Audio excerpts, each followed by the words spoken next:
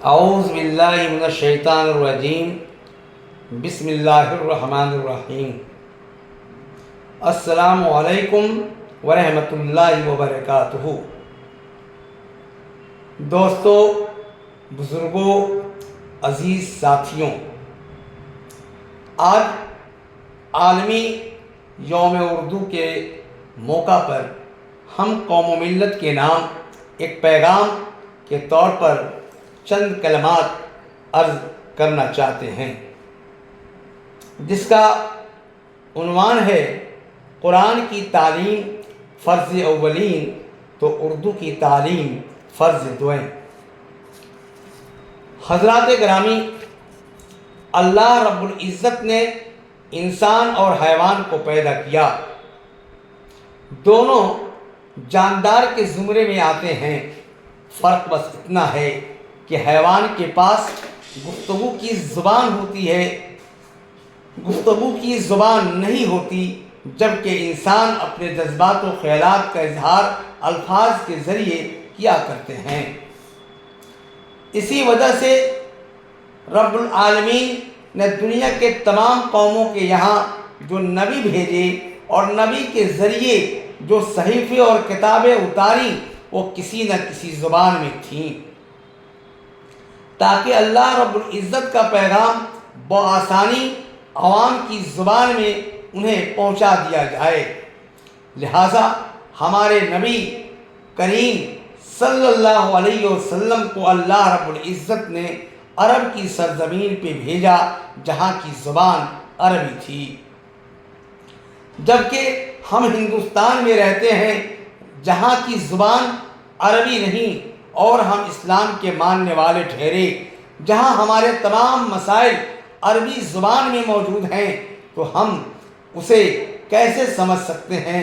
کہتے ہیں کہ زبانیں یار من ترکی و من ترکی نمی دانم۔ دوستو، بزرگوں، عزیز ساتھیوں، لہٰذا ہم جس خطے میں رہتے ہیں اس خطے کی اصل زبان سنسکرت رہی۔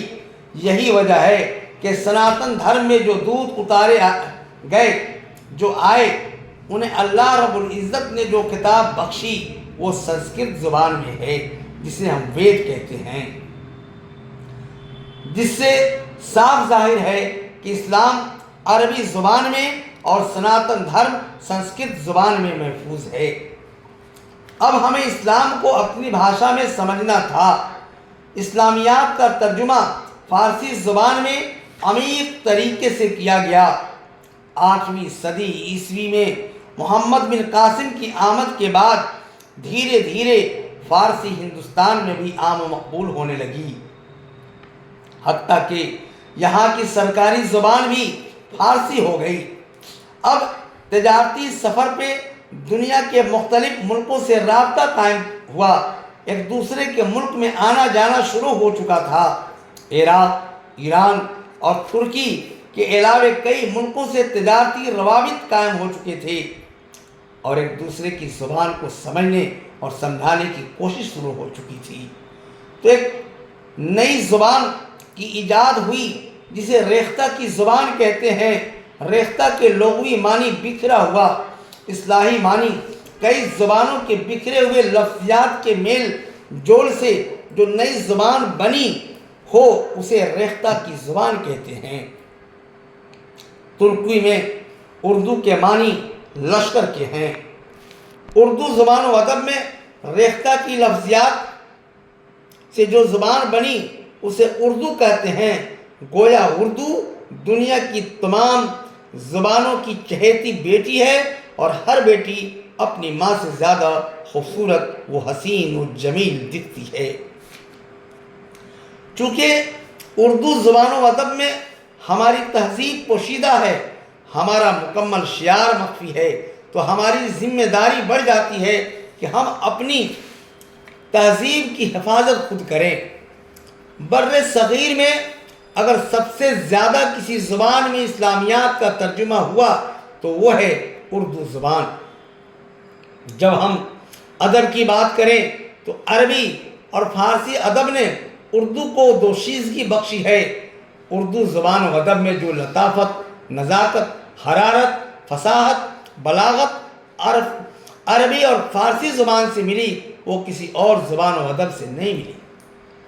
محترم حضرات، کیا کبھی آپ نے سوچا، دیکھا کہ خسرو، ولی، میر، غالب، داغ جیسے شاعروں نے اس کے زلف کو سنوارنے کا کام کیا، تو وہیں درباروں کے اندر ارداب درباری نے اسے اور چست و درست بنانے کا کام کیا۔ اگر قوالوں نے موسیقی کا لباس پہنا کر اسٹیج پر اتارنے کا کام کیا، تو فلمی دنیا نے بھی اردو کے بدن پر زیورات اور نقش و نگار کا غازہ سجا کر اسے اور حسین و جمیل بنا دیا۔ تو وہیں طوائفوں نے بھی گھونگھٹ سے آراستہ کر کوٹھے پر دلہن بنانے کا کام کیا۔ اس زبان میں وہ شیرینی اور وہ جاذبیت پیدا ہو گئی کہ چکبست، پریم چندر، فراق گورکھ پوری، دیا شنکر نسیم، کرشن بہاری، نور اور عبد القادر بیدل کے علاوہ ہزاروں لوگوں نے اسے گلے لگا کر اپنا اوڑھنا بچھونا بنا لیا۔ اردو اپنی شیرینی کی وجہ سے ہر خاص و عام میں مقبول ہو گئی، تبھی تو روزمرہ کی عام بول چال میں جہاں آکاش کو آسمان، بدھنا کو لوٹا، پرکاش کو روشنی، پرتھوی کو زمین، شریر کو بدن جیسے آسان اور خوبصورت لفظوں سے پکارا جاتا ہے، اسی طرح ہزاروں مثالیں ایسی ہیں جسے ہندو، مسلم، سکھ، عیسائیوں نے اسے اپنا کر یہ ثابت کر دیا کہ زبان کسی کی میراث نہیں ہوتی۔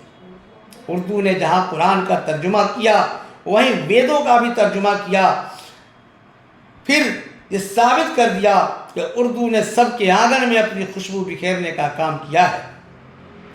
کہتے ہیں کہ خون کا رشتہ مستحکم اور پائیدار رشتہ ہوتا ہے۔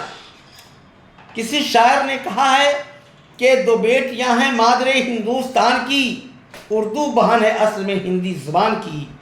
تو کسی نے یہ کہا ایک ہی ماں کے دو بیٹے ہیں، ایک ہی ماں کے دو بیٹے ہیں، ذرا کروٹ بدل کے لیٹے ہیں۔ تو کسی نے یہ بھی کہا کہ اردو اور ہندی میں فرق ہے بس اتنا، ہم دیکھتے ہیں خواب، وہ دیکھتے ہیں سپنا۔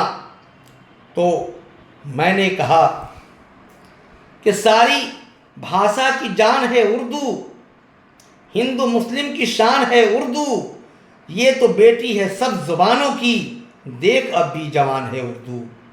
حضرات، غرض کے جب ہم یہ جان چکے کہ اردو کے اندر ہماری تہذیب پوشیدہ ہے، اگر بر صغیر میں سب سے زیادہ اسلامیات کا ترجمہ ہوا تو وہ ہے اردو زبان، اس لیے ہم پر یہ ذمہ داری اور بڑھ جاتی ہے کہ ہم جہاں اپنے بچوں کو قرآن کی تعلیم دینا اگر فرض اولین سمجھتے ہیں تو وہیں اردو کی تعلیم کو فرض دوئم سمجھیں، کیونکہ بغیر اردو کے ہم قرآن نہیں سمجھ سکتے۔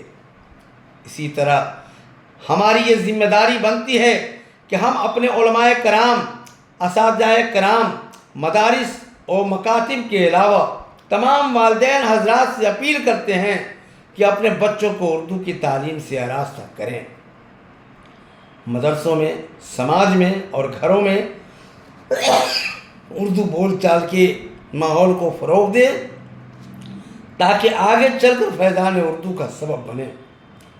اردو ہے جس کا نام ہم ہی جانتے ہیں داد، سارے جہاں میں دھوم ہماری زبان کی ہے۔ شکریہ۔